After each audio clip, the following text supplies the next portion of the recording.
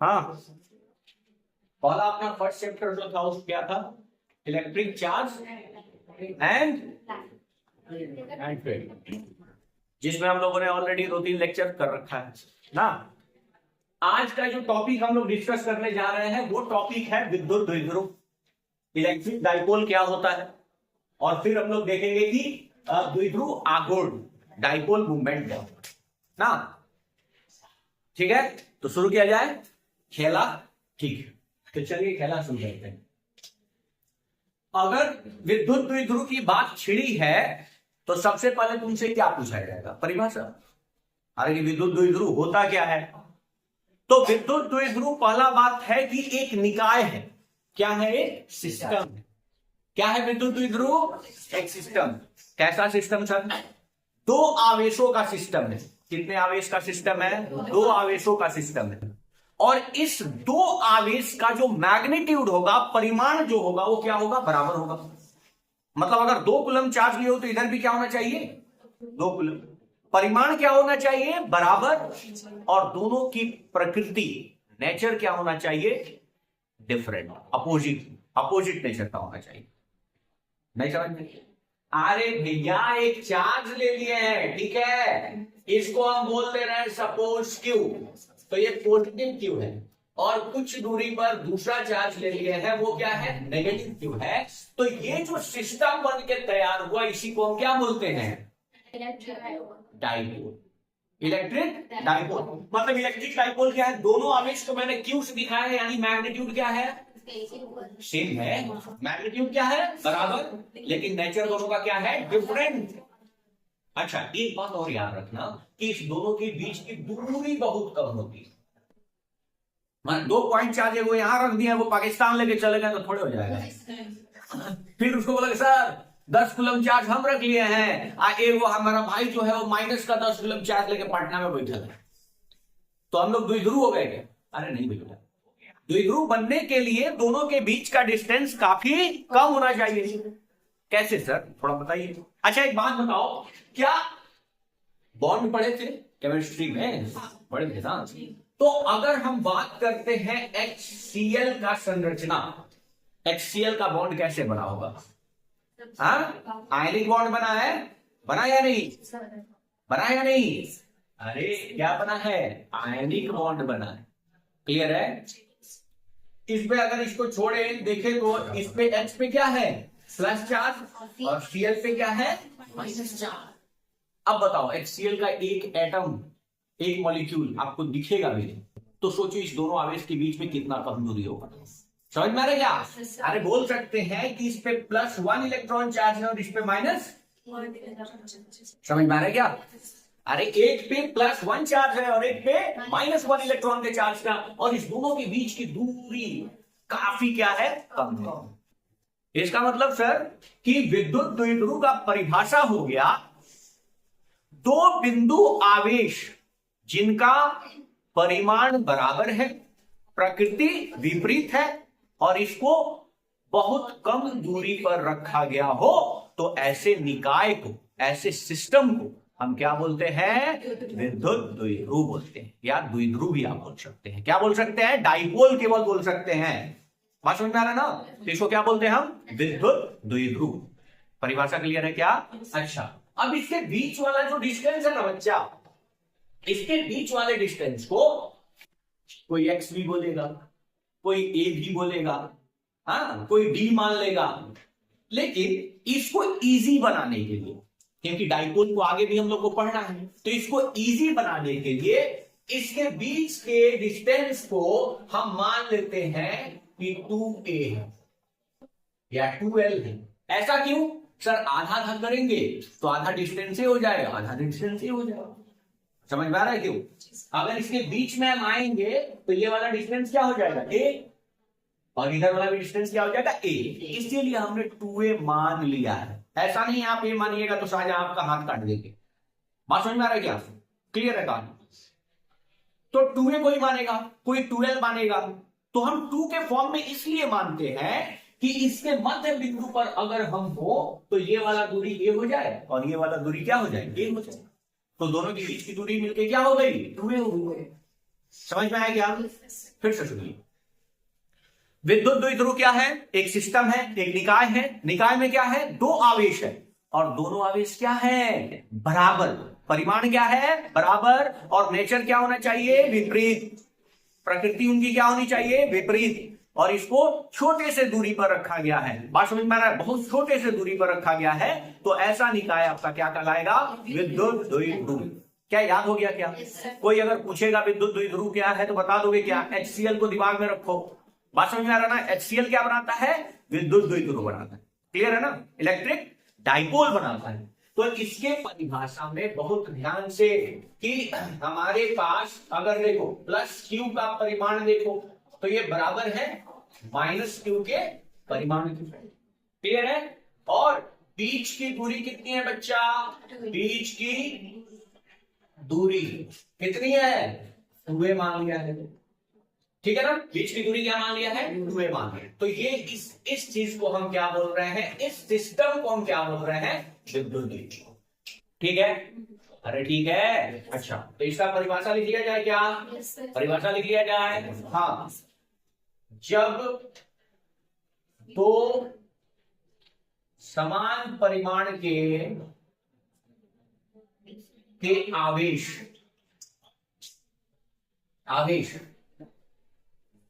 जो विपरीत प्रकृति के हो, बहुत कम दूरी पर रखने पर बना निकाय बना निकाय क्या कहलाता है? विद्युत द्विध्रुव कहलाता है। बात समझ में आया क्या? अरे क्लियर है? इस बात में कहीं कोई किसी को कोई प्रॉब्लम है? Very good. तो इंग्लिश वाले भी लिखे आप, ठीक है ना?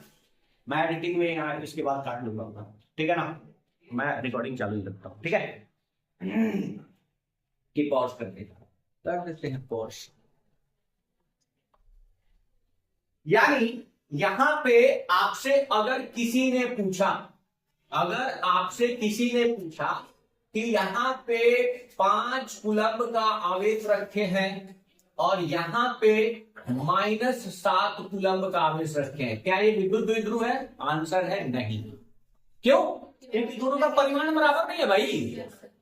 अरे डेफिनेशन अभी तो पढ़े कि परिमाण क्या होना चाहिए, तो दोनों चीज देखेंगे ना, कि खाली चिन्ह देख लेंगे कि अलग अलग है तो डाइपोल हो गया, नहीं ना? क्लियर है? तो यहाँ पे अगर किसी ने बोला कि सर 5 कूलम्ब यहाँ रख देते हैं और 5 कूलम्ब यहाँ रख देते हैं, अब बताइए। नहीं है, ये भी इलेक्ट्रिक डाइपोल नहीं है। इलेक्ट्रिक डाइपोल होने के लिए दोनों का नेचर क्या होना चाहिए? अलग अलग। समझ में आ रहा है? आ रहा है क्या? तो ये भी इलेक्ट्रिक डाइपोल नहीं है। पहला वाला भी गलत, दूसरा वाला भी गलत। अच्छा, किसी ने बोला कि सर -5 कूलम्ब, इधर 5 किलोमीटर दूर हमारा घर है, तो यहाँ पे हम रख देते हैं सर 5 + 5 कूलम्ब। किलोमीटर देखो, किलोमीटर, तो ये नहीं है। एगो सामान आवेश अपने घर रख लीजिए, एगो करा के दे दीजिए, जो अपना घर है, हमने के पहुंच जाएंगे। तो ये पॉसिबल नहीं, उसको हम विद्युत द्विध्रुव नहीं कर सकते। अच्छा, इसके बीच का जो डिस्टेंस है ना, उसको 2a लिया गया है। इसके लिए कोई कंफ्यूजन मत रखना है, क्योंकि ये आगे हमें कैलकुलेशन में क्या करेगा? फायदा। कोई बोलेगा नहीं सर x मान लीजिए, तो मान लीजिए, कोई दिक्कत नहीं। बाद में हम उसके डिस्टेंस को x/2 लिखेंगे ना, उस टाइम आपको पर आएगा। समझ रहे हैं ना? हाँ, क्लियर है? तो इसीलिए हमने क्या लिया है? 2a लिया है, ताकि हम बाद में आधा ना करें। इसलिए लिखे मजा आएगा। किसी भी फ्रैक्शन के अगर नीचे आ जाता है ना कुछ, तो दिमाग में टेंशन आ जाता है। आता है कि नहीं? हाँ, कैसे हम लोग ऊपर से पढ़ने वाले हैं सर नीचे कहाँ आएगा?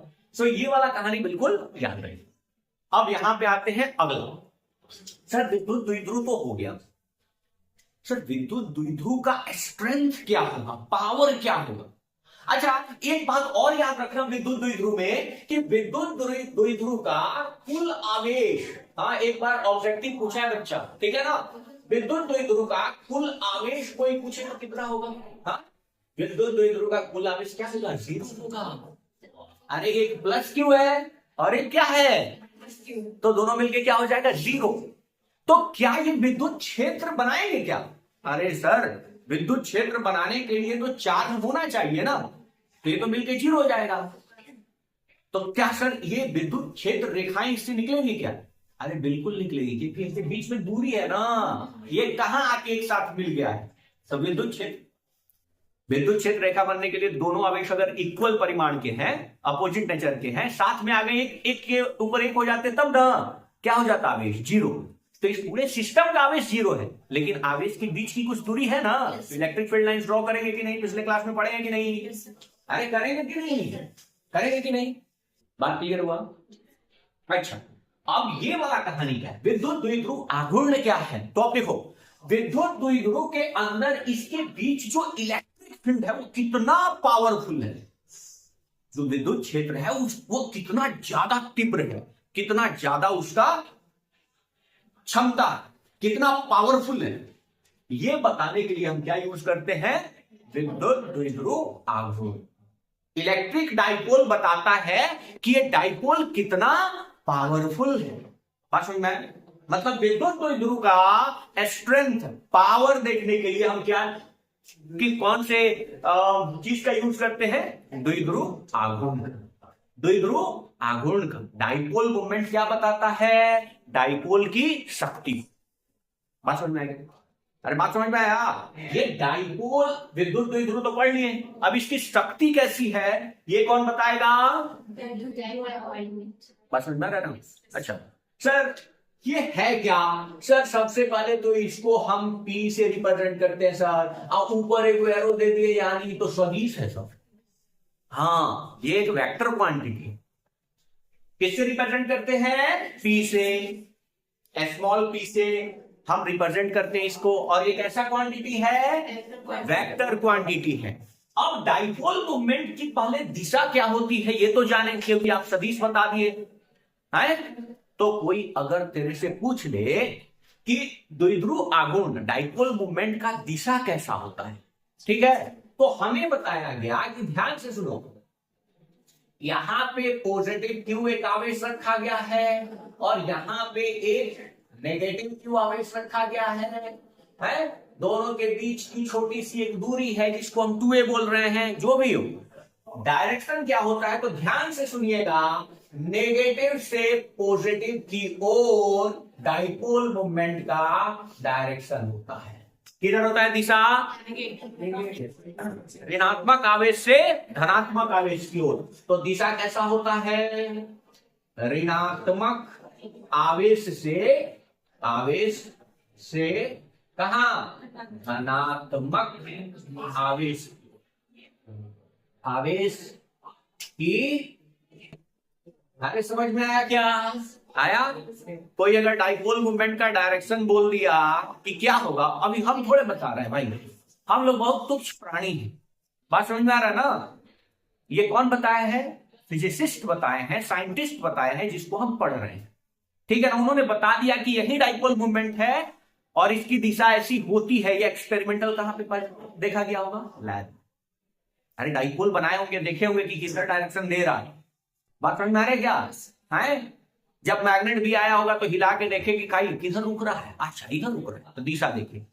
तो हमें बताया गया कि ऐसे ही रुकेगा।